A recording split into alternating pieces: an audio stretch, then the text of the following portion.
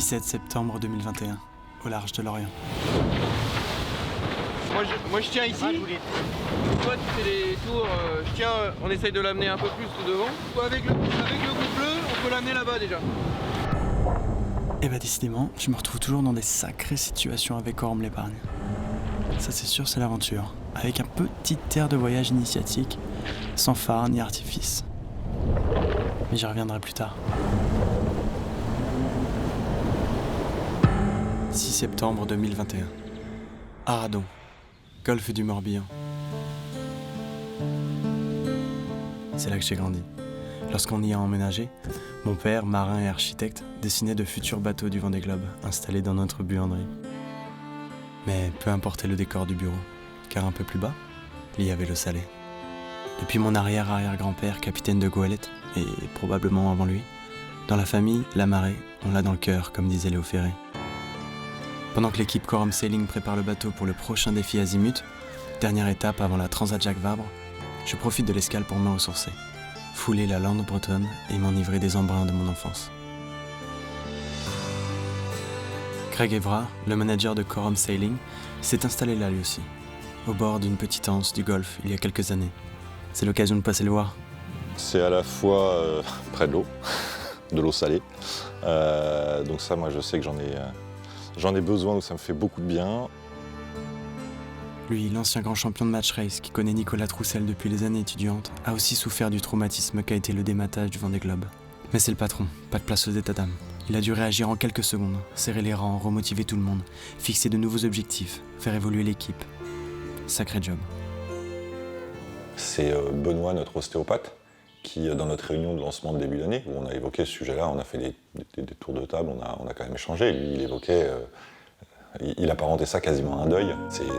C'est long, ça dure, ça se remet, et puis il faut continuer à avancer. Ça, c'est pas une option. Donc clairement, on passe d'un mode mission, qui était notre mode 2020 et sur lequel on n'avait pas le choix, à un mode gestion de projet, donc plus construit, plus serein, où il faut savoir, ne pas subir quelque part les événements, et prendre le temps de bien faire les choses. Malgré les difficultés, et là quand même il y en a eu un certain nombre, et il avance et il entraîne toujours du monde autour de lui, il fédère les gens et ça, c'est toujours, il en ressort toujours quelque chose de positif, quoi. J'aime bien ces photos-là, c'est quand on gagne.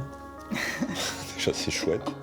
Des bons souvenirs, des épreuves hyper intenses, des plaisirs partagés à l'autre bout du monde. Moi, l'énorme frustration que j'ai eue en 2020, par exemple, et qui ne correspondait pas du tout à ce pour qu'on avait lancé le projet, c'est l'absence quasi totale de partage direct. Un des plaisirs dans ces projets-là, c'est sur les événements de pouvoir partager avec les gens qui nous apprécient, qui nous suivent, qui nous soutiennent. C'est magnifique ici. C'est magnifique. Quand on a la chance de vivre au bord de l'eau ou sur l'eau, il faut savoir vivre à son rythme. Savourer les quelques moments suspendus qu'elle offre. Comme chez Yvonique Gécat, visage familier d'Aradon, ostréiculteur qui lui aussi perpétue une tradition familiale. Il y a une chose qui caractérise Ivo et le lieu, c'est l'authenticité. Ouh la vache, tu peux ouvrir tout ça. Et j'étais rangé pour le marché de demain. Elles sont belles, hein. Plate du Golfe. Ah oui. Ça.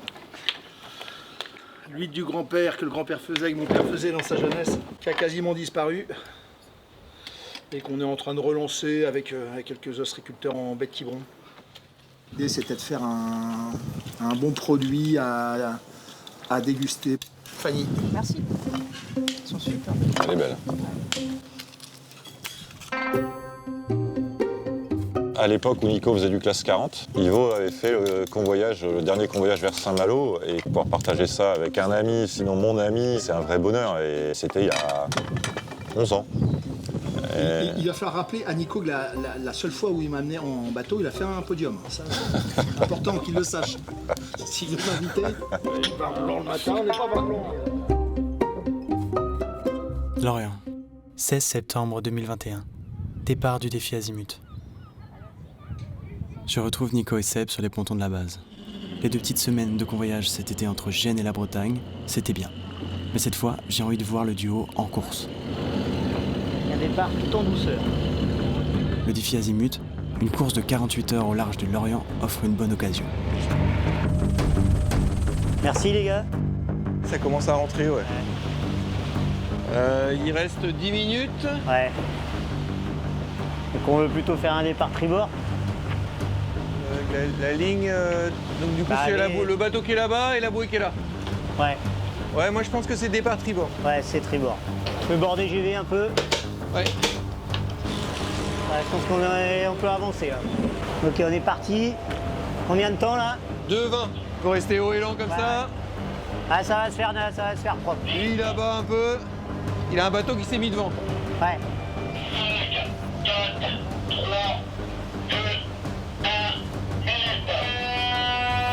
On a 2 secondes de retard. Ok, C'est-à-dire qu'à 2 c'est parti. ok.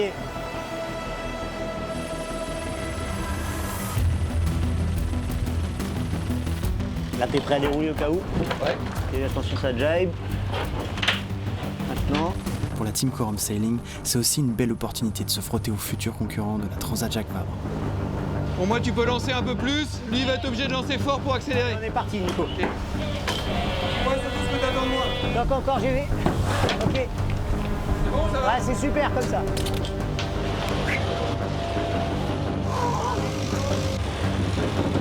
Je sens que le bateau il accélère tout seul.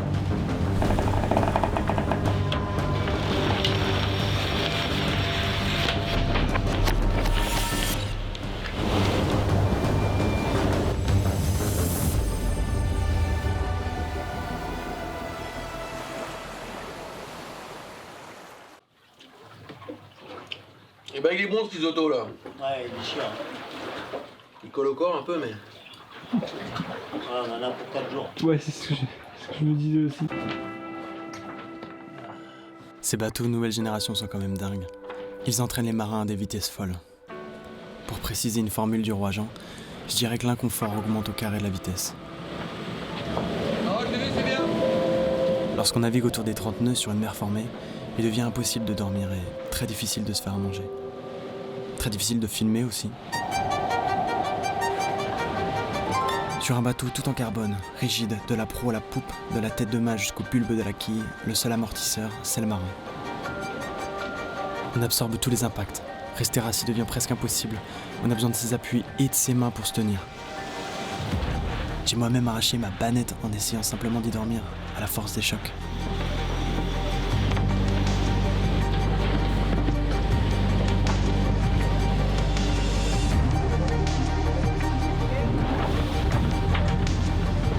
C'est bon pour moi. On a un peu l'impression de faire des petits crashs en avion, de manière régulière. Je descends. Le parallèle entre la course au large et le voyage spatial est valide sur bien des aspects, mais à des allures pareilles, je crois qu'il n'y a pas plus opposé que l'intérieur d'un IMOCA et celui de l'ISS. Nous sommes soumis non seulement à la gravité, mais aussi et surtout à l'inertie du bateau, qui nous arrache sans arrêt dans 3 dimensions. Tout tremble jusqu'à ce que tout vole dans un vacarme assourdissant.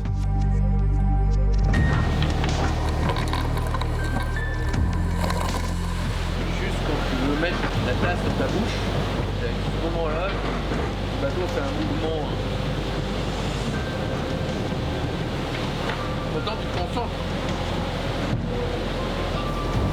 Sans plan porteur sur les safrans qui nous libéreraient de la houle, on garde les pieds sur mer en quelque sorte. Contrairement à d'autres supports qui volent entièrement et sur lesquels on ne se rend plus bien compte de la vitesse, à bord d'un IMOCA, la mer nous rappelle en permanence qu'on est véloce.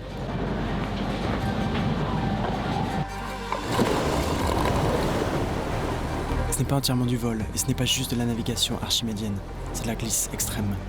Et Nico et Seb sont de sacrés riders. Double un bateau. Il faut imaginer quel travail herculéen c'est de garder son cap, à califourchon sur un taureau énervé à travers l'Atlantique.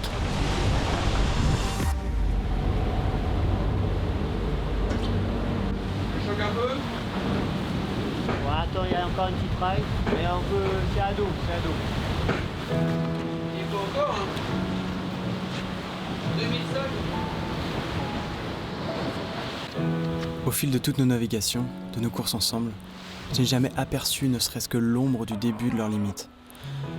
Face à cet inconfort inédit, ils ont la caisse. Ils résistent, infaillibles. Bon en haut. c'est bien. Ça a le don de nourrir ma fascination, et ça m'intrigue, réellement. Et je me demande, en quels matériaux ils sont construits, eux? Bravo champion. Bravo, Bravo à toi. t'as été digne dans la douleur. Et ça, c'est pas donné à tout le monde. Exactement. Donc pas confort. Non. J'ai cassé la banette moi.